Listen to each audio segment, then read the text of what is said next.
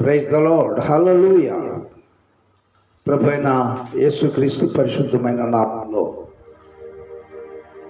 షిలో church ministries కుటుంబం అంతటికి ప్రేమపూర్వకమైన ఆదివారము ఆరాధన కొరకు ఆహ్వానాన్ని తెలియజేస్తున్నాను. అందరు బాగున్నారు కదా? దేవుడు మనకు తోడుగా ఉన్నంత కాలం, దేవునితో మనము హృదయపూర్వకంగా సహవాసం చేస్తున్నంత కాలం నిశ్చయముగా దేవుడు తన కృపా కనికరం బట్టి మనలను సమృద్ధి దేవుళ్ళు అనుగ్రహిస్తూ కాపాడును గాక. ఈరోజు ఆదివారము ఆరాధన కొరకు మనోనేత్రములు అనే దైవ సందేశాన్ని పరిశుద్ధ ఆత్మదేవుని సహాయంతో సంగమునకు ఇది చాలా ప్రాముఖ్యము, అది మేలుకరముగా ఉంటుందని దేవుడు చూపించిన ప్రకారమే ఈ సందేశాన్ని మీ ముందు ఉంచుతూ ఉన్నాను. మనోనేత్రములు అనే ఈ సందేశం భావమే మనందరము సర్వ లోకంలో ఉన్న మానవులందరము నేత్రాలు కలిగి ఉన్నాం. వీటిని మనోనేత్రములు అనకూడదు. ఇవి బాహ్య నేత్రములు. మనము మనుషులను చూస్తాం, పక్షులను, జంతువులను, కొండలను చూస్తాం, ప్రయాణములో పొలాలు చూస్తాం, అన్నీ చూస్తాం. ఇవి బాహ్య నేత్రాలు. దేవుని చూచే వాటిని మనోనేత్రములు అంటారు. విశ్వాసముతో దేవుణ్ణి చూస్తున్నట్లుగా దాన్ని కన్నులు మూసుకున్నా కానీ దేవుడు మన ముందు ప్రత్యక్షమవుతూ ఉంటాడే, అవి మనోనేత్రములు. దేవుడు నా కొరకు ముందుగా ఇవి సిద్ధం చేశాడు, ఇవి నాకు అనుగ్రహించబోతున్నాడు అని ఆత్మలో చూసే వాటినే మనోనేత్రములు అంటారు. దాన్ని విశ్వాస నేత్రాలు, ఆత్మీయ నేత్రాలు, దేవుని చూచే నేత్రాలు, పైన వాటిని వెతికే నేత్రాలని రకరకాలైన భావాలతో ఈ మాటలు పరిశుద్ధ గ్రంథంలో మనం చూస్తాం. దాన్ని ధ్యానం చేసుకునే ముందు ఒక భక్తుడు ఈ పాట రాస్తున్నాడు. నేను ఆపదలు కలిగినప్పుడు, నాలో కులింగిపాటు కలిగినప్పుడు, అనేక సమస్యలు నా మీదకు వచ్చినప్పుడు కలవరపడి నేను కొండల వైపు చూడను, కలవరపడి ఉన్నతమైన అధికారుల వైపు చూడను, కలవరపడి నేను ఐశ్వర్యవంతుల మీద నేను ఆధారపడను, వారి మీద చూడను, నీవు నాకుండగా. అవి మనోనేత్రములు. మనము కష్టాలు వచ్చినప్పుడు పెద్దవారిని ఎవరు మనల్ని ఆదుకుంటారు ఈ సమయంలో అనే ఈ భయముతో, కలవరముతో నిండి వారి దగ్గరికి వీరి దగ్గరికి సహాయానికి వెళ్తూ ఉంటాం. అవి కాదు. ఈ భక్తుడు రాస్తున్నాడు, నీవు నాకుండగా, నీవు నాకు అండగా ఉన్నప్పుడు ఇవేమి నేను కలవరపడనక్కర్లేదు. ఇదిగో నాకు సకలము దయచేయగలిగిన నీ వైపు నేను చూస్తున్నాను అన్నాడు. వ్రాసిన మనిషి కూడా ఒక మనిషి, వ్రాసిన మనిషి కూడా నిన్న మొన్నటి దాకా మనలాగా బ్రతికిన వాడే. ఆయన చూస్తుందంట పరలోకములో ఉన్న దేవుడు ఆయనకు అనుగ్రహిస్తున్న సకల ఆశీర్వాదములు పొందాడు, రుజువు చేశాడు. దేవుని చూసే నేత్రాలు కలిగిన వాడు. రెండో చరణములు అంటున్నాడు, నిత్యము కథలని సియోను కొండపై, నిరంతరముండే పరలోకములో ఉన్న యెరూషలేముపై. ఎంత ఆశీర్వాదకరమైన మాటలు. మొదట ఈ పాట పాడుకుందాం. నీవు నాకుండగా దగ్గర నుంచి మొదలు పెట్టుకొని కలవరపడి ఈ మనసులో పెట్టుకోండి. ఇది ఆయన ఏ కన్నులు కలిగి వాడు పాడుతున్నాడో చూద్దాం.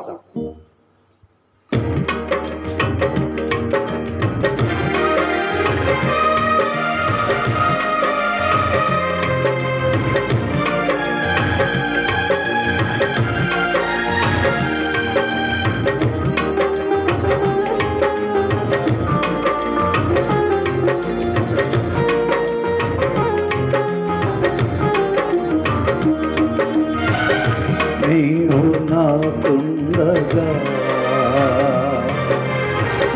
నీవు నాండగా, నీవు నాకుండగా, నీవు నాండగా, నీవే నా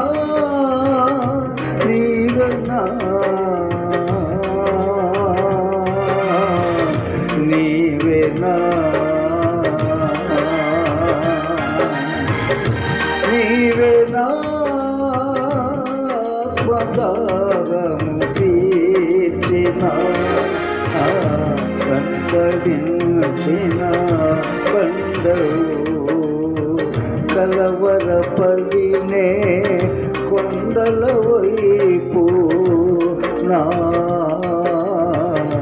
కన్నులెత్తుదునా.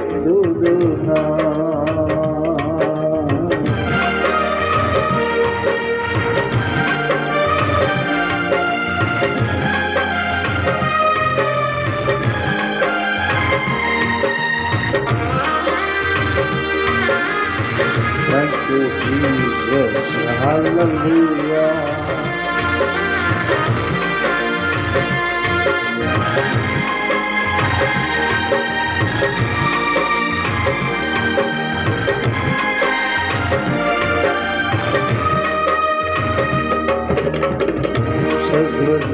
సర్వజతానిధివి సంపదల గనివి సర్వకృపానిధివి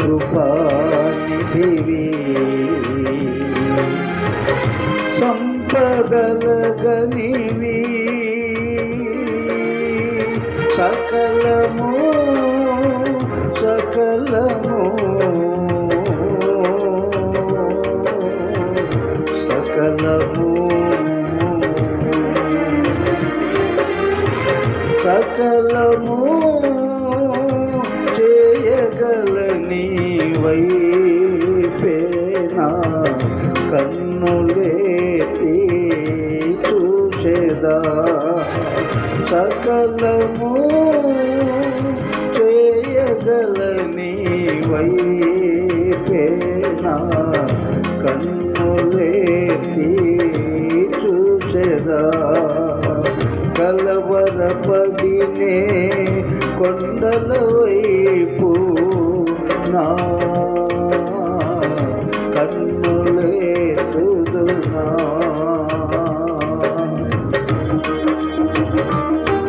హల్లెలూయా. Oh, praise the Lord. Glory, hallelujah.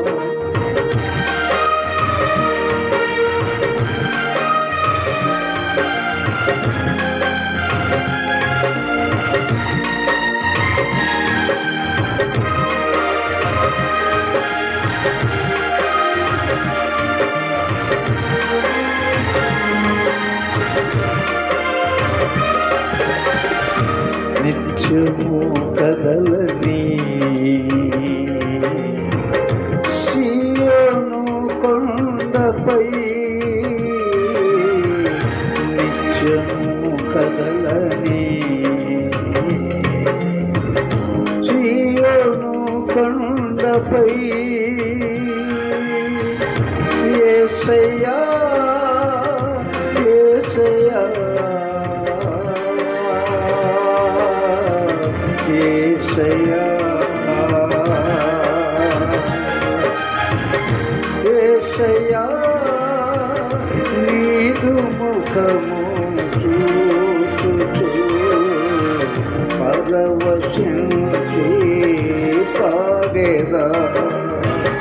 యేసయ్యా నీదు ముఖము చూచుచు పరవశించి పాడేదా. కలవరపడినే కొండల వైపు నా కన్నులెత్తుదునా. కొండల వైపు నా కన్నులెత్తి కొదువతో నేను ఉమిలెదనా. కొదువతో నేను ఉమిలెదనా.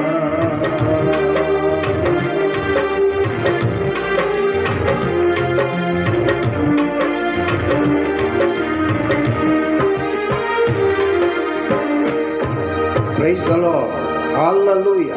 ప్రభునందు ప్రియ దేవుని బిడ్డలారా, ఈ భక్తుడు రాస్తున్నాడు, నేనెందుకు ఈ లోకంలో ఉన్న శ్రమలను బట్టి కష్టాలను బట్టి కృంగిపోతున్నాను? నీవు నాకుండగా ఇవి ఆయన ఆత్మీయ నేత్రాలతో దేవుని చూస్తున్నాడు, సృష్టికర్తను చూస్తున్నాడు, సమస్తము సకలము చేయగలిగిన దేవుణ్ణి చూస్తూ ఈ మాటలు, ఇంకా ఎంత గొప్ప మాటలు రాస్తున్నాడంటే, నిత్యము కదలని సియోనులో యేసయ్య నీదు ముఖము కన్నులార యుగాయుగముల అంతము లేకుండా చూస్తాను అని విశ్వాస నేత్రములతో తెలియజేస్తున్నాడు.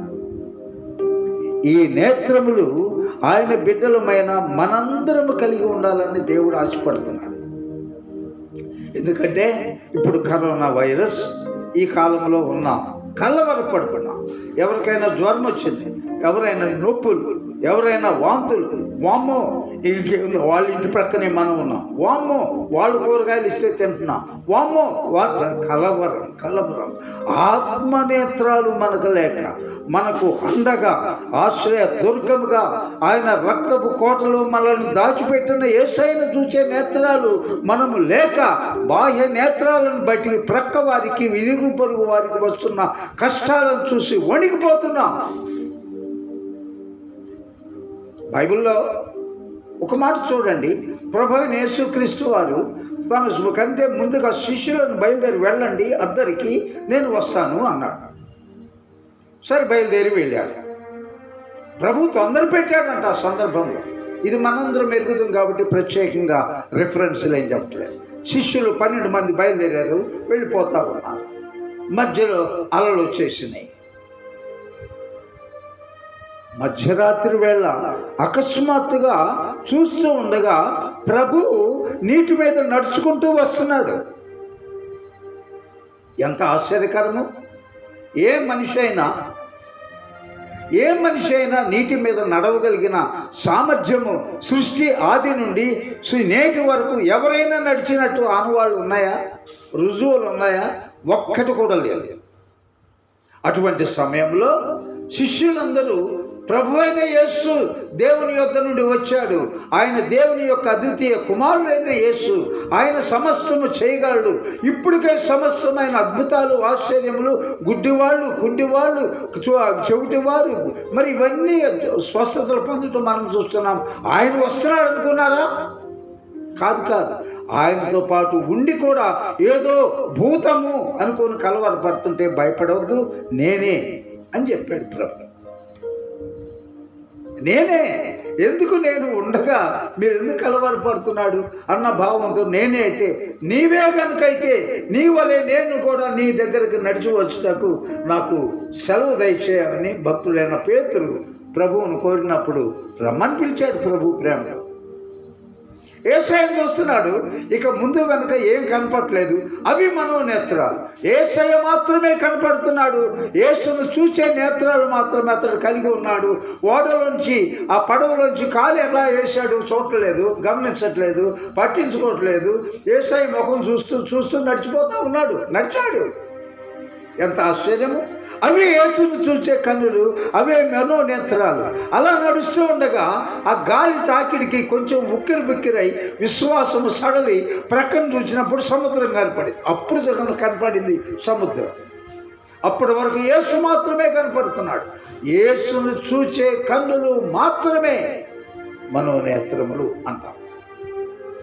అందుకని భక్తుడు ఒక పాట ఉంది, ఇప్పుడు పాటలేదు కానీ, ప్రభు యేసు నా రక్షక, నొసగు కన్నులు నాకు నిరతము, నేను నిన్ను చూడాలని నిరంతరం నిన్ను చూసే కన్నులు నాకు దయచేయి. ఏరిగి నేను పడిపోతిని, యేసు నీ గాయములు తిరిగి మరల రేపితిని అని ఒక పాట ఉంటుంది. యేసును చూసే కన్నులు అది అప్పుడు దాకా సజావుగా 7 అడుగులు ఈజీగా నడిచేసి ఉంటాడు నీటి మీద, తొణుకు లేకుండా, బెణుకు లేకుండా యేసు ముఖాన్ని చూస్తున్నాడు, నడుస్తూ ఉన్నాడు. ఇంతలో మరి విశ్వాసము సన్నగిల్లింది, మరల మునిగిపోసాగాను. యేసయ్య తను చేయబట్టుకొని ఏమన్నాడు? అల్ప విశ్వాసి, ఎందుకు భయపడ్డావు? ఎందుకు నా మీద ఉన్న దృష్టి తొలగించుకున్నావు? ప్రియ దేవుని బిడ్డ, సహోదరుడా, సహోదరి, యేసును చూచినంతకాలం కరోనా కాదు, దాని బాబు లాంటిది ఏదొచ్చినా నిన్ను ముట్టలేదు. యేసును చూస్తూ ఉండు. విశ్వాసమునకు కర్త దాన్ని కొనసాగించువాడైన యేసు వైపునకు చూస్తూ సాగిపోమని హెబ్రీయులకు రాసిన పత్రికలు మనం చూస్తాం. మంచిది. ప్రియమైన దేవుని బిడ్డలారా, మనము లోకంలో చూసే అందచందాలు లోకము చూడొద్దు. లోకములో ఉన్నదంతా ఏమన్నాడు దేవుని వాక్యంలో? శరీరాశ, నేత్రాశ, జీవపుడంబము అవి దేవుని వలన పుట్టినవి కాదు అని వ్రాయబడింది. ఈ లోకము దాని ఆశలు గతించిపోతాయి. ఎవడైతే లోకమును నమ్ముతాడో, ఎవడైతే లోకమును ప్రేమిస్తాడో, లోకము కోసం ఎవడు వాటేసుకుంటా ఉంటాడో, లోకము ఆశలు తీర్చుకుంటకు ఎవడు తెగబడుతుంటాడో వాడు నశించిపోతాడని ప్రభు వాక్యం తెలియజేస్తుంది. దేవుని యొక్క వాక్యంలో ఒక అద్భుతమైన 2 ఉదాహరణలు నేను మీకు నేటి దినమున తెలియజేస్తున్నాను. మొట్టమొదటిది ఆదికాండము 13వ అధ్యాయంలో, దానికి ముందుగా ఈ లేఖన భాగము చదివే ముందుగా మీకు వివరణ ఇస్తాను. 12వ అధ్యాయంలో అయితే బబులోనులో ఉన్న ఊరు అనే గ్రామంలో నివాసం చేస్తున్న అదే కల్దీయుల పట్టణం అనే పేరు దానికి మెసొపొతేమియా అనే పేరు కూడా ఉంది. బబులోన్ నేటి దినమున ఇరాక్. సద్దాం హుస్సేన్ ఆనాటి కాలంలో నెబుకద్నెజర్ పరిపాలించిన రాజ్యం అదే. ఆ దేశంలో పుట్టాడు. అక్కడ ఉండుట దేవునికి ఇష్టంగా లేదు. కాబట్టి ఇతన్ని ప్రత్యేకమైన జనాంగముగా చేయాలి, తన కొరకు ప్రతిష్ఠ జనాంగముగా చేయాలని అబ్రహాము ఎడల దేవుడు తన అనాది సంకల్పం చొప్పున పిలుచుకున్నాడు. అందుకని 12వ అధ్యాయంలో చూస్తే మనం తరచుగా చెప్పుకుంటాం, ఇక్కడ నుండి లేదు, నీ బంధుమిత్రులను వదిలి నీకున్న సమస్తం విడిచిపెట్టు, నేను నీకు చూపించబోతున్న దేశమునకు బయలుదేరిపో, అక్కడ నేను ఆశీర్వదిస్తాను. అంత మాత్రమే కాదు, నిన్ను అనేక మంది జనాంగమునకు ఆశీర్వాదకరముగా చేస్తాను.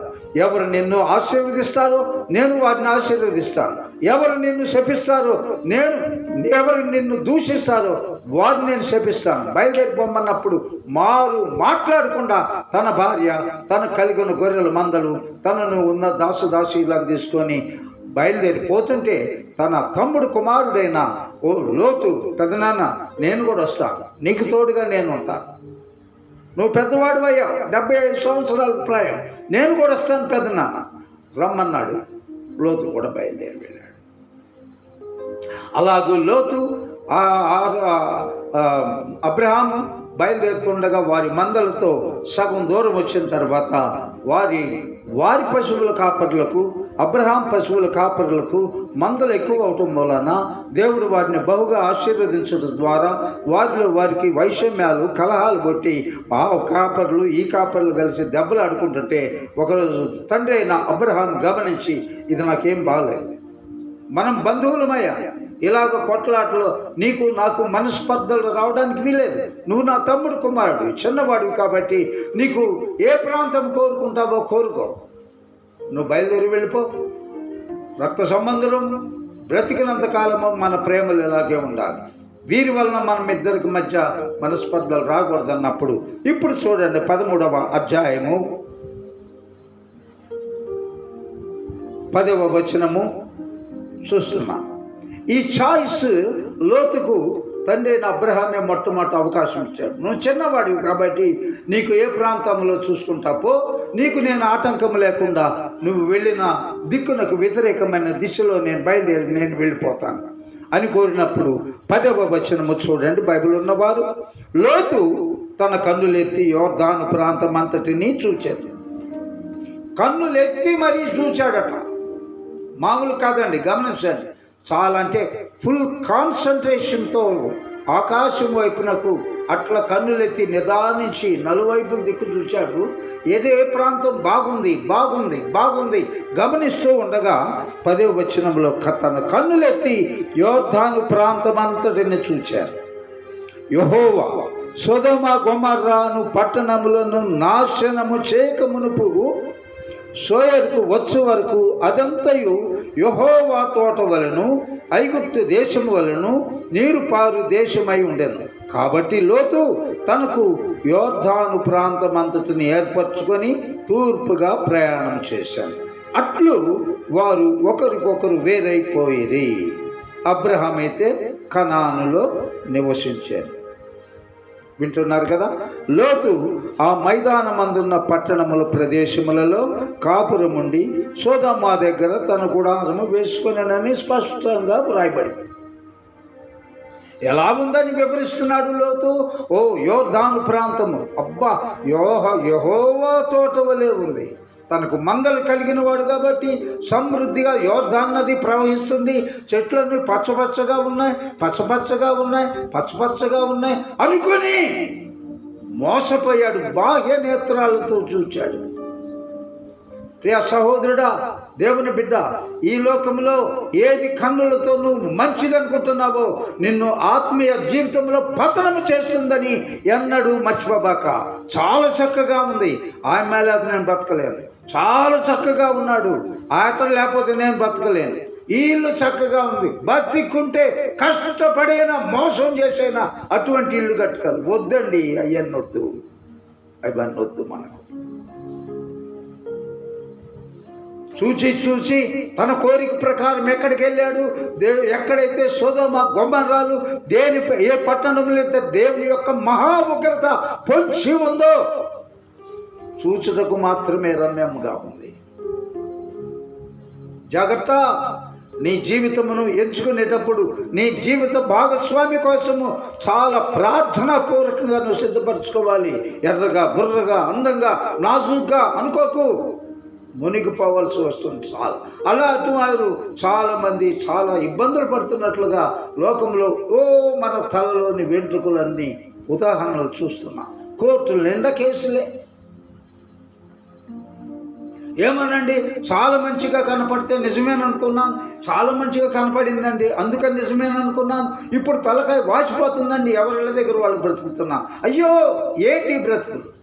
సేమ్ లోతు అదే పొరపాటు చేశాడు. కన్నులెత్తి బాగా చూసి పచ్చగా ఉందంట, యెహోవా తోటలాగుందట, ఒకనాడు వైభవం కలిగిన ఐగుప్తు దేశములాగుందట. పశువులున్నాయి. దేవుడు నాశనము చేయుటకు ఏ స్థలాన్ని సిద్ధం చేశాడో ఆ స్థలాన్ని కోరుకొని అక్కడ పర్మనెంట్ ఊరి బయట ఎరగనట్టు. వాళ్ళకి తెలుసు వాళ్ళు పాపులే, వాళ్ళతో నాకేం సంబంధం, వారి దగ్గరికి వెళ్తానా, వారితోనే స్నేహం చేస్తానా, వేరుగా గుడారం వేసుకుంటాను అనుకున్నాడు. ఒకనాటికి ఆ ఊరి పెద్దలలో ఒకడిగా ఉన్నాడు అని మనం తర్వాత భాగంలో చూస్తాం. అవి బాహ్య నేత్రాలు. మనం తెలుసు, తండ్రి అయిన అబ్రహాము ప్రార్థన చేసి కన్నీరు విడిచి గోజాడి అయ్యా లోతు కుటుంబమును కాపాడు, లోతు కొరకు నాయనా అయ్యా 5 ఉంటే కాపాడుతావా, 10 మందికి ఉంటే కాపాడుతావా, 50 మంది దగ్గర నుంచి బేరం ఆడుకుంటా వచ్చి చివరికి 5 లేరు. భార్యాభర్తలు, ఈ లోతు భార్య, 2 కుమార్తెలు. దేవుడు కేవలము అబ్రహాము ప్రార్థన ఆలకించి అబ్రహాము ఎడల కృప చూపి కనికరము చూపి 2 దూతలను పంపించి ఆ పట్టణములను బయటికి లాక్కు వెళ్ళిపోయిన తర్వాత మొలకలు కూడా లేకుండా నాశనం చేసినట్లుగా నేటికి బైబిల్ ఆధారాలు. మనోనేత్రములు అంటే ఏమిటి? ఇప్పుడు చూడండి. ఇప్పుడు మనోనేత్రములు మరి అదే అధ్యాయంలో 14వ వచనం దగ్గర నుంచి చూద్దాం. లోతు అబ్రహామును విడిచిపోయిన తరువాత దేవుడు మాట్లాడుతున్నాడు అబ్రహాముతో. యెహోవా ఇదిగో నీ కన్నులెత్తి నీవు ఉన్న చోటు నుండి ఉత్తరపు తట్టు, దక్షిణపు తట్టు, తూర్పు తట్టు, పడమర తట్టు చూడు. ఎందుకనగా నీవు చూచుచున్న ఈ దేశమంతటిని నీకును నీ సంతానముకును సదాకాలం ఇచ్చేదను. Praise the lord. సదాకాలం, ఒక 100 సంవత్సరాలు కాదు, ఒక 1000 సంవత్సరాలు కాదు, భూమి ఆకాశంలో ఉన్నంత కాలము నీకు నీ సంతానానికే ఎవడికి అధికారం లేదు దీని మీద. అప్పుడే తేల్చి చెప్పాడు. ప్రామిస్డ్ ల్యాండ్ అంటాము దానికి. వాగ్దాన దేశము, కనాను దేశము లేక నేటి దినమున పిలువబడే ఇశ్రాయేలు దేశం. మరియు నీ సంతానమును భూమి మీద నుండి ఇసుక రేణువుల వలె విస్తరింపజేసేదను. ఎట్లనగా ఒకడు భూమి మీద నుండి రేణువులను లెక్కింపగలిగిన ఎడల నీ సంతానము కూడా లెక్కింపబడును. నీవు లేచి ఈ దేశం యొక్క పొడుగున వెడల్పున దానిలో సంచరించుము, అది నీకు ఇచ్చదనని అబ్రహాముతో చెప్పాను. అప్పుడు అబ్రహాం తన గుడారం తీసి హెబ్రోన్లోని మమ్రే దగ్గర ఉన్న సింధూర వనములో దిగి యెహోవాకు బలిపీఠం కట్టాను. Praise the Lord. ఎంత ఆశ్చర్యకరుడైన దేవుడు, ఎంత కృప కలిగిన దేవుడు చూడండి. నేటికి యథార్థమైన హృదయం కలిగిన వారి కొరకు యెహోవా కనులు నిత్యము సృష్టిలో వెతుకులాడుతూనే ఉన్నాయట. సహోదరుడ, సహోదరి, దేవుని దృష్టికి యథార్థముగా ఉన్నావా? నీ చూపులు, నీ మాటలు, నీ ప్రార్థనలు, నీ యొక్క సమర్పణ యథార్థమా, నటన? పరీక్ష చేసుకో. దేవుడు వికరించబడ్డాడు. హృదయమును ఎరిగి ఉన్నవాడు, హృదయాంతరంగములు ఎరిగినవాడు, బాహ్యమును చూస్తున్నవాడు. బాహ్యమును చూచి లోతు పతనమైపోయాడు. ఆ అగ్ని గంధకముల నుంచి దేవుడు అబ్రహాము ప్రార్థన నుండి వారిని కాపాడాడే కానీ వారు పోయి మోయాబు ఇలా శాపగ్రస్తమైన కుటుంబంగా మిగిలిపోయింది లోతు కుటుంబం. లోతు వరకు నీతిమంతుడే. లోతు భార్య కూడా వదిలిపెట్టలేక వెనక తిరిగి చూడవద్దని చెప్పినగా చూసి ఉప్పు స్తంభం అయిపోయింది, శపించబడింది. కుమార్తెలైతే సర్వనాశనం అయిపోయారు. ఓ క్రైస్తవుడా, దేవుని బిడ్డ, ఏమనుకుంటున్నావు? చూడండి, ఇక్కడ ఒక్క విషయం నేను మీకు స్పష్టంగా ఇంతకుముందు చెప్పినా కానీ మరలా చెప్తున్నాను. ఇది ఫైనల్గా చెప్తున్నాను. ఏంటంటే, నా విషయము, నేను ఉద్యోగం చేస్తున్న దినాలు మా తల్లిదండ్రులు దేవుని సేవకులే కానీ నిజముగా యేసు ఎవరో ఆనాటికి నాకు తెలియదు. ఒక చర్చికి వెళ్తూ ఉండేవాడిని. అక్కడ ఒక క్వైర్ ఉండేది, దాన్ని లీడ్ చేస్తూ ఉండేవాడిని. దానిలో కీబోర్డు నాకు వచ్చింది, దాన్ని వాయిస్తూ ఉండేవాడిని. కొత్త పాటలు నేర్పేవాడిని. అయినా యేసు ఎవరో మాత్రం స్పష్టంగా తెలియదు. నా కొరకు ముందుగా సిద్ధపరిచిన ఒక దైవజనుడు ఉన్నారు, రెవరెండ్ అబ్రహాం సుధాకర్ గారని. వారి చేతికి నన్ను దేవుడు అప్పగించాడు. ఒక సంతోషకరమైన రోజు అక్కడికి వెళ్ళిన తర్వాత యేసు ఎవరు నేర్చుకున్నాం, నేను, నా భార్య. అప్పటికి నా బిడ్డలు ముగ్గురు చిన్నవారే. బాల్యము నుండి ప్రార్థనకు వెళ్తూ ఉన్నాను. యేసు ఎవరు నేను ఎరగను. ఆయన ఎందుకు వచ్చాడో నాకు తెలియదు. క్రిస్మస్ అనగా నాటకాలు, నేను కూడా పాటలు, నేను కూడా డాన్సులు చిన్నప్పటి నుండి. ఏం ప్రయోజనం? అటువంటి గుడ్డి క్రైస్తవుణ్ణి, బాహ్య కన్నులు కలిగిన క్రైస్తవుణ్ణి నేను ఆ దినమున. అప్పుడు దేవుడు నాకు ఒక నాయకుని కోసం నాకు అప్పగించాడు. ఆయన ద్వారా నేను పట్టుబడ్డాను యేసయ్య చేతిలో. అప్పుడు దేవుడు మనోనేత్రములు నాకు తెరిచాడు. యేసును చూచే నేత్రాలు ఆ క్షణము నుండే యేసును చూచే నేత్రాలు కలిగి ఉన్నాను. కాబట్టి నేను, నా భార్య ఒక మంచి రోజు, దేవుడు నిర్ణయించిన ఒక రోజు, యోర్దాను నదిలో లాగా నాగార్జున సాగర్ కెనాల్లో దైవ సేవకులు నన్ను నా భార్యకు బాప్తిస్మం ఇచ్చాను. తీసుకున్న తర్వాత దేవుడు మా మనోనేత్రాలు తెరవబడ్డాయి. కాలేజీకి వచ్చాను, రిజిగ్నేషన్ లెటర్ రాసి ఇచ్చాను ప్రిన్సిపాల్ దగ్గరికి వెళ్ళి. నో, నీకు ముగ్గురు పిల్లలు, వాడు చిన్న పిల్లలు, అడుక్కుంటావు, వద్దు, నువ్వు రిజైన్ చేయొద్దు, కావాలంటే నెలకు ఒకసారి రా, నీ జాగ్రత్తగా నీ ఉద్యోగం, నువ్వు మంచి ఊపు మీద ఉన్నావు, దేవుడని పిచ్చి ఆలోచనలు పెట్టుకోబాకు, దేవుని సేవ కావాలంటే చేసుకో, నీ ఉద్యోగం నీకే ఉంచుతానని 1 సంవత్సరము నా రిజిగ్నేషన్ లెటర్ యాక్సెప్ట్ చేయలేదు. తోటి వారు, నాతో ఉద్యోగం చేస్తున్న వారు, సహోదరులు, వాళ్ళందరూ వద్దురా, నా మాట విను, చిన్నపిల్లలు అడుక్కు తినాల్సి వస్తుందిరా. అయ్యో, దేవుడు నా మనోనేత్రాలు తెరిచాడు. యేసయ్యను నేను చూస్తున్నాను. ఆయన ఆనాటి నుండి నాకు ఇచ్చిన దర్శనాలు నేటికి చదవకుండా గట్టిగా ఆయన పాదములు పట్టుకొని నిలబడగలిగాను. ఏ లోటు లేదు. నా ముగ్గురు బిడ్డలు క్షేమంగా అన్ని సంపూర్ణంగా స్థిరపడ్డారు. వివాహములు, గొప్ప చదువులు. నా బాహ్య నేత్రాలు అయితే ఈ పాటికి లోతు వల్లే నాశనం అయిపోయి ఉండేవాడిని. వారి మాటలే నెరవేరాయి కాదు, వారి మాటలు చూడలేదు. నేను పరలోకంలో నన్ను పిలిచిన సృష్టికర్త అయిన దేవుని చూశాను కాబట్టి స్థిరముగా ఈనాటికి ఉన్నాను. ప్రియమైన దేవుని బిడ్డలారా, ఇటువంటి సందర్భం మరొకటి చూద్దాం. 2వ రాజుల గ్రంథము చూడండి. 2వ రాజుల గ్రంథము 6వ అధ్యాయం. దయవించి అందరూ తెరిచి చూడండి. 2వ రాజుల గ్రంథము 6వ అధ్యాయం చూస్తే కొన్ని విషయాలు మీకు ముందుగా తెలియచేసి తర్వాత ఆ భాగం చదువుతాను. ప్రక్కనే సిరియా అనే ఒక దేశం. సిరియా అనగానే అపోస్తలుడైన పౌలు నేటి దినమున మనకు జ్ఞాపకం వస్తాం. అతని సిరియాలో దమస్కుకు వెళ్ళి దేవుని యొక్క సంఘమును పాడు చేయుటకు అల్లరి మూకలను తీసుకొని అక్కడికి బయలుదేరినప్పుడు దేవుడు అతనికి వెలుగుగా ప్రత్యక్షమై మార్గంలో దమస్కు ద్వారము దగ్గరే కింద పడిపోయినట్లుగా గుడ్డివాడైనట్లుగా మనం అక్కడ వాక్యంలో చూస్తాం. మీకు సిరియా అనేది ఎక్కడ ఉంది అని చెప్పడం కోసం ఈ మాటలు జ్ఞాపకం చేస్తాను. పాత దినాల్లో చూస్తే సిరియా అనగానే నయమాన్ అనే కుష్టు వ్యాధి అతను మనకు వెంటనే గుర్తొస్తాడు. సిరియా దేశపు సైన్యాధిపతి కుష్టువాడు. మీకు జస్ట్ సిరియా అంటే ఏంటి ఒకసారి మీకు జ్ఞాపకం చేస్తున్నానంటే, ఇప్పుడు ప్రవక్త అయిన ఎలీషా దినాల్లో జరిగిన ఒక సంఘటన చూడండి. ఇజ్రాయేలీలు అంటే ప్రతి వాడికి లోకువ, అప్పుడైనా ఇప్పుడైనా. కానీ పాపం వాళ్ళు ఏదో చేయాలి, ఏదో చెందాలని వస్తారు, కానీ ఏమీ చేయలేకపోతున్నారు. ఒక్క చిన్న రాజ్యము మొత్తం కలిపి 1 కోటి కూడా లేరండి. 1 కోటి మంది కూడా లేరు. ఆంధ్రప్రదేశ్ ఎంత పెద్దదంటే 6 కోట్ల తెలుగువారు, 6 కోట్ల ఆంధ్రులు అంటూ ఉంటారు. మొత్తం కలిపి 93 లక్షలు. పూర్తిగా 1 లక్ష కూడా కాదు. చుట్టేమో 57 దేశాలు.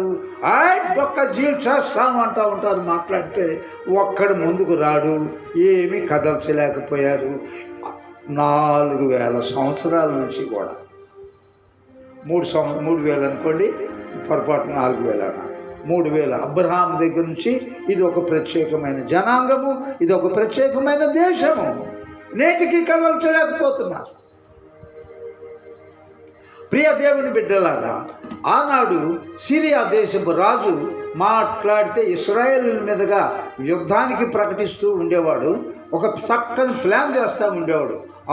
ఇదిగో ఇన్ని వేల సైన్యాన్ని ఇచుకుండా పలానా చోటకు చేరి అక్కడ ముట్టడి వేయండి అని బయలుదేరదాం అనుకునేటప్పటికీ ఎన్నిసార్లు ప్రయత్నం చేసినా ఇశ్రాయేలు రాజు క్షేమంగా ఉంటున్నాడు. కారణం ఏమిటి? ఇప్పుడు చూడండి.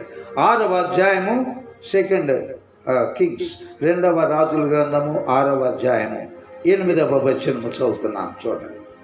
సిరియా రాజు ఇశ్రాయేలుతో యుద్ధము చేయవలనని కోరి తన సేవకులతో ఆలోచన చేసి ఫలాని స్థలమందు మన దండుపేట ఉంచుదామని చెప్పాను. అయితే ఆ దైవజనుడు ఇశ్రాయేలు రాజునకు వర్తమానం పంపి, ఫలాని స్థలమునకు నువ్వు పోవద్దు రాజా, అక్కడికి సిరియన్లు వచ్చి దిగి ఉన్నారని తెలియచేసిన గనుక ఇశ్రాయేలు రాజు దైవజనుడు తనకు తెలిపి హెచ్చరిక చేసిన స్థలమునకు పంపి సంగతి తెలుసుకొని తన వారిని రక్షించుకొని ఇలాగూ మాటి మాటికి జరుగుతూ వచ్చినందున. గమనించండి, ఇక్కడ ఒక అద్భుతం. సిరియా రాజు మాటి మాటికి ఇశ్రాయేలు మీద దండెత్తి రావాలని ప్రయత్నం చేస్తున్నాడు. అతని ఆలోచనలు అక్కడ దేవుని యొక్క ప్రవక్త ఉన్నాడు. దోతానులో ఇశ్రాయేలు ప్రవక్త, మహా గొప్ప రోషము కలిగిన ప్రవక్త అయిన ఏలియా ప్రియ శిష్యుడు ఎలీషా దినాలు ఇవి. ఎలీషాకు తెలిసిపోతుంది ఎక్కడ సిరియాలో వాడు సిరియా రాజు ప్లాన్ వేస్తుంటే ఇక్కడ దోతాన్లో ఉన్న దేవుని ప్రవక్తకు అర్థమైపోతుంది. వెంటనే ఇతడు ఏం చేస్తున్నాడంటే తన దగ్గర ఉన్న సేవకులను ఇశ్రాయేలు రాజు దగ్గరకు పంపించి, మహారాజా దైవజనుడు ఇలా చెప్పమన్నాడు, సిరియా రాజు అంతా మన మీదకి రావటానికి ఫలానా చోట 1,000 సైన్యాలను అక్కడ నిలిపాడు, ఇక్కడ 1,000 సైన్యాలు వెళ్ళొద్దు అనగానే దైవజనుని మాట ప్రకారము ఇశ్రాయేలు రాజు ఎంక్వైరీ చేస్తే నిజమే. అలాగూ దైవజనుని మాటను బట్టి ఇశ్రాయేలు రాజు ఎప్పుడూ సిరియా రాజు చేతిలో పడకుండా కాపాడుకుంటున్నాడు. క్షమించండి. ఇప్పుడు ఇది గొప్ప అనుమానం వచ్చిందండి సిరియా రాజుకి. వీడి సైన్యములోనే, సిరియా రాజు సైన్యములోనే ఆ రాజు తెలియకుండా ఇశ్రాయేలు పక్షముగా ఎవడో ఒకడు పనిచేస్తున్నాడు అని అనుమానం వచ్చేసింది అతనికి. పెద్దవారి అధికారులందరినీ పిలిపించాడు. అబద్ధం ఆడకుండా చెప్పండి, ఎవడు మనలో ఇశ్రాయేలు పక్ష రాజుగా ఉండి ఇక్కడ ఉన్న సీక్రెట్గా చెప్పుకుంటున్న విషయాలను అక్కడికి చేరవేస్తున్నాడు, మర్యాదగా చెప్పండి, మర్యాదగా చెప్పండి. నేను ఎన్నిసార్లు ప్రయత్నం చేస్తున్నా అన్ని విఫలమైపోతున్నాయి, ఏంటి కారణం? అప్పుడు ధైర్యం చేసి వాళ్ళలోనే ఒకడు ఉన్నాడు, మహారాజా. ఎవ్వడు లేడు మనలో, మేమందరం నమ్మకంగా ఉన్నాం. మరి ఎలా తెలుస్తుంది? ఇశ్రాయేలులో ఒక ప్రవక్త ఉన్నాడు, ఆయన నువ్వు ఎన్ని మాట్లాడినా ఆయన గోడలకు చెవులున్నాయి. Praise the lord. దేవుడు ఆయనకు తెలియజేస్తున్నాడు. దేవుడేమో మరి ఆ ప్రవక్త ఏమో ఇశ్రాయేలు రాజులకు ఈ విషయం తెలియపరుస్తున్నాడు. అదేనయ్యా సీక్రెట్. మీరు మీ సేవకులము, మీ ఉప్పు తింటున్నా బ్రతుకుతున్నాము, మీకు ద్రోహం చేసేవారు మాలో ఎవరములేము. అదిగో అక్కడ మహా గొప్ప దైవజనుడు ఉన్నాడు, నువ్వు ఇక్కడ ఏం మాట్లాడినా అక్కడ ఆయన తెలిసిపోతాయి. Wow, praise the Lord. అతడు ఎక్కడ ఉంటాడు ఎంక్వైరీ చేయండి, వాడిని పట్టేసుకున్నాం. వాడిని తీసుకొచ్చి ఎర్రగొట్టి లేకపోతే చంపేస్తే పేడ వదిలిపోద్ది. ఇక మన ఇష్టం వచ్చినట్టు వాళ్ళ మీద, ఇశ్రాయేలీల మీద చెడు కూడా ఆడుకోవచ్చు అనుకున్నాడు సిరియా రాజు. అటువంటి తరుణంలో ప్రియ దేవుని బిడ్డలారా, దేవుడు తన ప్రజల పక్షముగా ఎప్పుడూ ఉంటాడు. నువ్వు నేను ఆయన ప్రజలముగా నమ్మకముగా ఉంటే చాలు, ఎవడు నీ జోలికి రానీడు. నిన్ను ముట్టినవాడు నా కనుగుడ్డు ముట్టినట్లు సమానం అన్నాడు ప్రభు. అందుకే ఇశ్రాయేలీయుల్ని ఒక్కడిని ఎవడు ముట్టలేకపోతున్నారు. వారికి తెలుసు, బాహ్యముగా అంగీకరించలేకపోతున్నారు, కానీ ఇశ్రాయేలు దేవుడు మహత్కార్యాలు చేశాడని తెలుసు. వారి ప్రజలు చూస్తుండగా ఎర్ర సముద్రము పాయలైపోయినట్లు అందరికీ తెలుసు, యోర్దాను ఏకరాశిగా నిలబడిపోయినట్టు తెలుసు, అగ్ని జ్వాలల్లో ప్రత్యక్షమైనట్లు తెలుసు. దేవుడికి తెలుసు వారికి. అయినా వారి ప్రయత్నాలు ప్రజలలో ఉండకుండా నాశనం చేయాలని, ఒక జనాంగముగా ఉండకుండా నాశనం చేయాలని పంతాలు పడుతున్నారు నేటి వరకు కూడా. కాబట్టి దోతానులో ఉన్నాడు ఆ ప్రవక్త అని ఎంక్వైరీ చేసినప్పుడు ఆ ఇన్ఫర్మేషన్ పట్టుకొని రాత్రే దోతాను గ్రామమంతా ఆ కొండ చుట్టూ తన సైన్యాన్ని నిలబెట్టాడు. ఎటు తప్పుకొని తప్పించుకొని పారిపోవడానికి వీలు లేకుండా. అది సందర్భం. రాత్రులందరూ నిద్రపోయారు ప్రశాంతంగా. దేవుని సేవకుడైన ఎలీషా ప్రవక్త, అతని దగ్గర నమ్మకస్తుడైన సేవకుడు ఎవరు మీ అందరికి తెలుసు, గెహాజీ. ఇద్దరు నిద్రపోయారు. తెల్లవారింది. ఉదయం లేవగానే సూర్యోదయం ఇవ్వగానే మొట్టమొదట సేవకుడు లేచి కన్నులు నలుపుకుంటూ బయటకు వచ్చేటప్పటికి చుట్టూ ఎటు చూసినా కానీ పట్టణము చుట్టూ గుర్రాలు, సైన్యాలు, కత్తులు, ఈటలు పట్టుకొని సైన్యం కనపడుతున్నారు. ఇప్పుడు వాక్యం చూడండి, 2వ రాజుల గ్రంథము 6వ అధ్యాయము 8వ వచనం. క్షమించండి, అది అయిపోయింది. 14వ వచనం. అతడు దోతానులో ఉన్నాడని వర్తమానం వచ్చెను, కాబట్టి రాజు అతడికి గుర్రములను, రథములను, గొప్ప సైన్యమును పంపారు. వారు రాత్రి వేళ వచ్చి నలుదిశలను పట్టణము చుట్టుకొనగా దైవజనుడైన అతని పనివాడు పెందల కడలేచి బయటికి వచ్చినప్పుడు గుర్రములను, రథములను గల సైన్యము పట్టణము చుట్టుకొని ఉండుట కనబడేది. అంతటా అతని పనివాడు, అయ్యో నా ఏలినవాడా, మనం ఏమి చేయదమని ఆ దైవజనునితో అనగా, ఈ మాటలు చాలా చాలా ప్రాముఖ్యమైన మాటలు. అతడు భయపడవద్దు, మన పక్షమున ఉన్నవాడు వారికంటే అధికుడు. చూడండి, దైవజనుని ప్రక్కన ఉన్నవాడు, దైవజనుడు చేసిన మహాద్భుతాలు కనులారా చూచిన వాడు, వీడు బాహ్య నేత్రాలు మాత్రమే కలిగి ఉన్నాడు. ఎంత విచిత్రము! దేవుని సేవకుని దగ్గర అన్ని చర్చిల్లో, దాదాపు ప్రపంచంలో ఎన్ని చర్చిలు ఉన్నాయో ప్రక్కనే కొందరు సహాయ సేవకులు ఉంటూనే ఉంటారు. కొందరు దైవ సేవకులను దేవుడే ఏర్పరచుకుంటాడు కాబట్టి వారి ద్వారా విశేషమైన అద్భుతాలు చేస్తూ ఉంటాడు. వాళ్ళు చూస్తూ ఉంటారు ప్రక్కనున్న సేవకులు కూడా. ఆ అద్భుతాలు చేయాలని వీరు ప్రయత్నం చేస్తూ ఉంటారు, కానీ వారు చేయలేకపోతున్న కారణం ఏంటంటే దేవుడు వారిని పిలవలేదు. వారు దేవుడు పిలిచి ఏర్పరచుకున్న దైవ సేవకుడు ఎలీషా. ఇతడైతే తన చుట్టూ ఉన్న దేవుని సైన్యాన్ని చూస్తున్నాడు. పక్కన ఉన్న సేవకుడేమో మాంస సంబంధమైన సిరియా రాజు సైన్యము, గుర్రములు, సైనికులు, రథాలు అవి కనపడుతున్నాయి. అందుకని ఎలీషా అంటున్నాడు, ఎంత పిచ్చోడు విరాను, ఇదిగో భయపడవద్దు, మన పక్షముగా ఉన్నవాడు వారికంటే అధికుడని చెప్పి,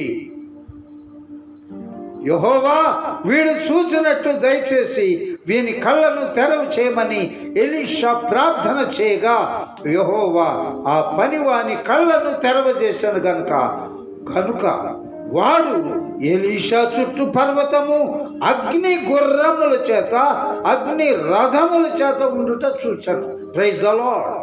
అప్పుడు దాకా సిరియా సైన్యాన్ని చూస్తున్నాడు ఈ పనివాడు. యెహోవా ఇతని కన్నులు తెరచిన తర్వాత దైవజను చుట్టూ, తన చుట్టూ అగ్ని అగ్ని అగ్ని రథములు, అగ్ని పర్వతము, అగ్ని గుర్రములు నిలిచి ఉండటం చూచాను. ఎప్పుడు ఆయన అనుభవం నువ్వు ఎరుగుదువా? ఎందుకు కలవరపడుతున్నావు? ప్రతి దానికి యేసుకు దూరముగా ఉంటున్నావు కాబట్టి కలవరము నీకు కలుగుతుంది. అందుకే ఈ పాట ఈరోజు నేను పాడాలని సంకల్పించుకున్నాను మనసులో. నీవు నాకుండగా ఆత్మీయ నేత్రములు తెరిచి ఈ భక్తుడు రాస్తున్నాడు. ఆత్మ కన్నులతో యేసయ్య తనకు అగ్ని పర్వతములాగా చుట్టూ ఉన్నట్లుగా ఈ దైవజనుడు చూస్తున్నాడు. నీవు నాకున్నావు, నిన్ను నేను కన్నులారు చూస్తున్నాను కాబట్టి కలవరపడ్ను, వాళ్ళ వైపు వీళ్ళ వైపు చూడను. నిత్యము కథలు సీయోనులో కూడా ఒక దినమున నీతో పాటు నేను ఉండబోతున్నాను, నీ మహిమను నేను కన్నులారు చూడబోతున్నాను అన్నా. సహోదరుడా, ఇంతకాలం నుంచి దేవుని ఆలయం నాకు వస్తున్నా. వాన్ చూస్తే భయం, మెరుపులు చూస్తే భయం, ఉరుములు వింటే భయం, పక్కనోడు రోగం వస్తే భయము, ఆ పేటలో 2-3 చచ్చిపోతే కలవరం. నీకు యేసు ఉన్నాడని నువ్వు నమ్మలేవా? నువ్వు యేసు రక్తము నీ మీద ఉందని నువ్వు నమ్మలేకపోతున్నావా? ఏం భక్తి, ఎటువంటి విశ్వాసము నీవు కలిగి ఉన్నావు ఇంతకాలం? కేవలము ఆదివారం ఆరాధనకు వెళ్ళడం, రావడం వరకేనా? అవి కావాలని దేవుడు ఎన్నడూ కోరుకోవట్లా. నువ్వు ఆయనను చూడాలని దేవుడు కోరుతున్నాడు. ఆయనను చూచే నేత్రాలు కలిగి ఉండాలని కోరుతున్నాడు దేవుడు. మరి అటువంటి మనసు కలిగి ఉంటావా? నేటి దినమునైనా కలవరపడకుండా ఆయన సన్నిధిలో మోకరించు. నీ నడుము బిగుతుగా ఉండాలంటే నువ్వు నిఠారుగా, నీ నడుము వెన్నుపూస విరిగిపోకుండా, వంగిపోకుండా, నొప్పులు లేకుండా ఉండాలంటే 2 మందులు ప్రభువు నీకు ఇస్తున్నాడు. అనుదినము దేవుని యొక్క వాక్యము, అనుదినము ప్రార్థన మర్చిపోకుండా చేస్తే నిఠారుగా నీ ఆత్మీయ జీవితంలో నడుము వాలకుండా, నొప్పితో వేలబడకుండా స్థిరముగా నిలబడగలవు ఆయన కోసం.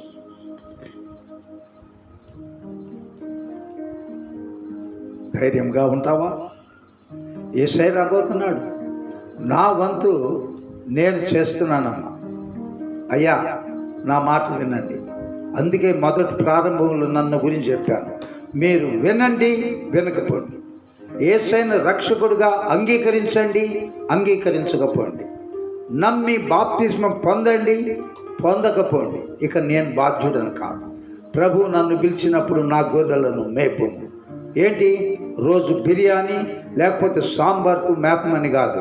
పరిశుద్ధ శక్తి కలిగిన దేవుని యొక్క వాక్యం అనే మన్నా మీకు అనుదినము తృప్తి తీరా భుజింపజేసి మిమ్మల్ని పోషించమన్నాడు.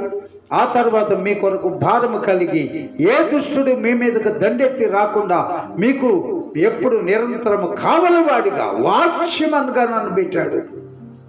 బురుసు మీద నిలబెట్టాడు. బాకానాదము ఊదు అంటున్నాడు. ఊదుతున్నాము. విన్నారా? రక్షించబడతారు. విని లోబడతారా? బ్రతికిపోతారు. లోబడరా? మీ నాశనముకు మీరే కర్తలు. అందుకే నా వంతు 20 మంది చూసిన, 60 మంది చూసిన, 300 మంది చూసిన, అసలు చూడకపోయినా దేవుడు నాకు అప్పగించిన పరిచర్యను చూచా తప్పకుండా చేస్తున్నాను. తీర్పు దినం అవుతుందని నేను ఎరుగుదును. ఆ రోజు దేవుని సన్నిధిలో వేలాది కోట్ల మంది దేవుని ప్రజలు ఎదుట, రే లాజరస్ నువ్వు నా కోసం ఏం చేసావంటే, ప్రభువా ఇన్ని సంవత్సరాలు నిష్కల్మషముగా నిన్ను నేను ప్రకటించానని ధైర్యముగా నేను చెప్పుకోగలను. ఆయన పాదముల చెంత నిలబడి నిన్ను అడిగితే ఏం జవాబు చెప్పబోతున్నా? ఎంత ఆయుష్కాలం నీకు ఇచ్చాడు దేవుడు, దాన్ని సద్వినియోగం చేసుకున్నావా? ఏదో ఒక వంకతో ప్రార్థనకు ఎగ్గొట్టడం, ఏదో ఒక వంకతో ఆయన యొక్క శక్తిని ఆశ్రయించకపోవటం. బాప్తిస్మము అందరు తీసుకున్నప్పుడు మేము తీసుకుంటాం. తీసుకుంటేనైనా పరలోకం పోయేది. ఏ బాప్తిస్మమైనా ఎవడు నీ ఇష్టం వచ్చినట్టు నువ్వు మాట్లాడుకోవడానికి నువ్వెవడమయ్యా? అసలు దేవుడు ఎందుకు రాశాడు ఈ క్రింద? దేవుని వాక్యం వినొద్దా? లోబడొద్దా? నీ ఇష్టం. నా వంతు నమ్మకంగా మేము చేస్తున్నాం. మీ ఇష్టం మీరు. ముగిస్తున్నాను. ఏ నేత్రాలు కలిగి ఉన్నావు సహోదరుడా? ఆ దేవుని చూచే నేత్రాలు ఉన్నాయా? ఆ నేత్రాలు నేను కలిగి ఇంత వయస్సులో దేవుని సేవ శక్తితో చేయగలుగుతున్నా. ఏంటంటే దేవుడు నా ప్రక్కనే ఉన్నాడు. భయపడవద్దు, నిబ్బరముగా ఉండుము. కుడికైనను ఎడమకైనను తొలగకుండా నా ధర్మశాస్త్రమును ప్రకటించుము. నేను మోషేకు తోడుగా ఉన్నట్లు నీకు తోడుగా ఉంటానని యెహోషువ పలుకుతూ నన్ను పిలిచిన దినము ఆ క్షణము నా బ్రతుకు దినములన్నీ మర్చిపోను. అందుకే కలవరపడను. మరొకసారి పాడుకుందాం. ముగింపు ప్రార్థన చేసుకుందాం. నీ జీవితాన్ని గురించి నువ్వే ప్రశ్నించుకో. ఎంత మట్టుకు నీ ఆయుష్కాలం నీ చేతిలో లేదు, పరలోకం పోవటం నీ చేతిలో లేదు. అదంతా దేవునికి అప్పగించుకుంటే మారాను మధురముగా యేసయ్య నీ కొరకు చేయగలరు. మరొకసారి ఈ పాట పాడుకుందాం.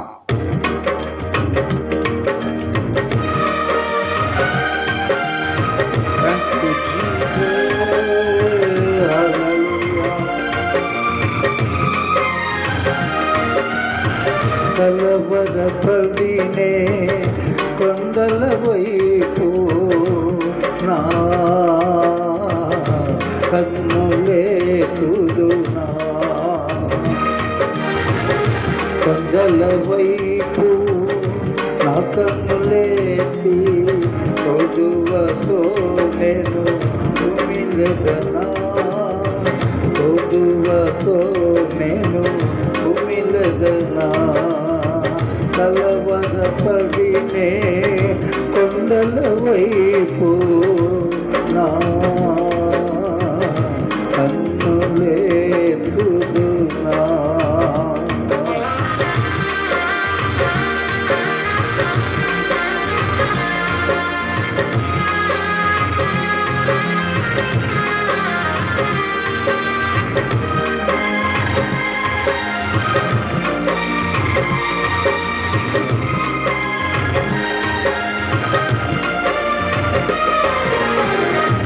నీవు నాకుండగా నీవే నా అండగా, నీవు నాకుండగా నీవే నా అండగా, నీవే నా నీవే నా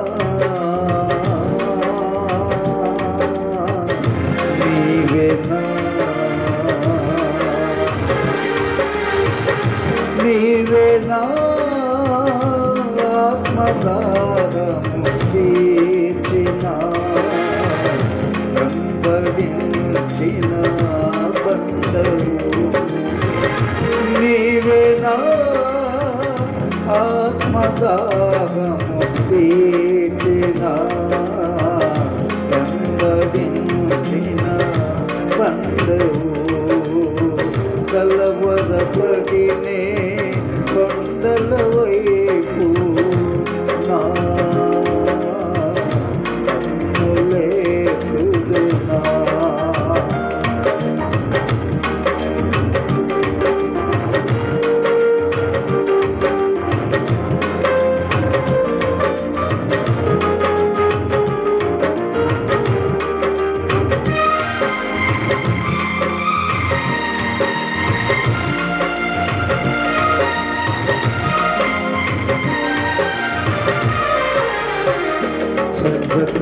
సర్వకృపానిధివి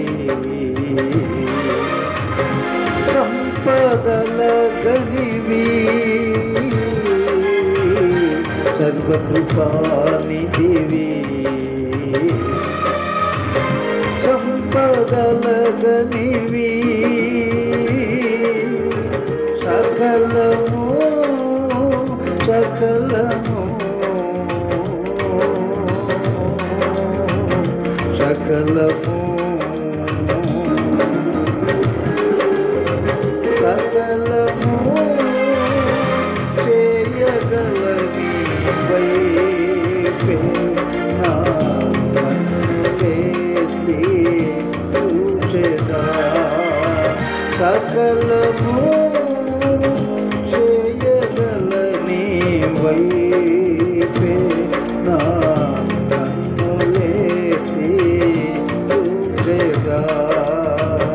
కొండల వైపు నా కన్నులేసి పొదువతో నేను కుమిలెదనా పొదువతో నేను కుమిలెదనా కలవరపడినే కొండల వైపు నా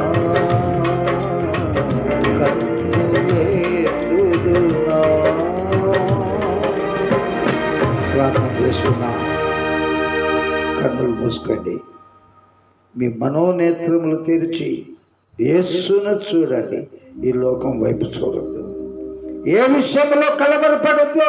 సజీవుడు, సర్వశక్తిమంతుడు, నీ జీవితంలో సకలము చేయగలవాడు యేసయ్య. ఇమ్మానుయేలుగా ప్రత్యక్షమైన తర్వాత కూడా ఎందుకు కలవరపడుతున్నావు? బాహ్య లోకమును చూస్తూ బాహ్య నేత్రములతో యేసు వైపు చూడు. పరిశుద్ధమైన ప్రియ పరలోకపు తండ్రి, మా ప్రభు అయిన యేసయ్య నామములో ఈ ఉదయకాలం ఆదివారం నీ పాదములు చెంత ఉన్నాం. అందరము నీ నామం పెట్టబడిన వారమే.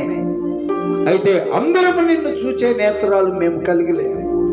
అది చాలా చాలా దుఃఖకరం. నిన్ను చూచే నేత్రములు మేము కలిగి ఉండాలని నీవు ఆశిస్తున్నావు. ఏళ్ల తరబడి నీ యొద్దకు వస్తున్నావు, ప్రయోజనం లేదు. చిన్న అలజడి, చిన్న భయం, చిన్న ఆందోళన, కలవరి పడిపోతున్నాం, కురింగిపోతున్నాం. ఇక బ్రతకడం వేస్ట్ అనుకుంటున్నాం, ఇక మాకు దిక్కెవరు లేరనుకుంటున్నాం. ఆ సమయంలో భూమి ఆకాశములు కలుగు చేసిన సర్వశక్తిమంతుడు అయిన నిన్ను మేము జ్ఞాపకం చేసుకోలేకపోతున్నాం.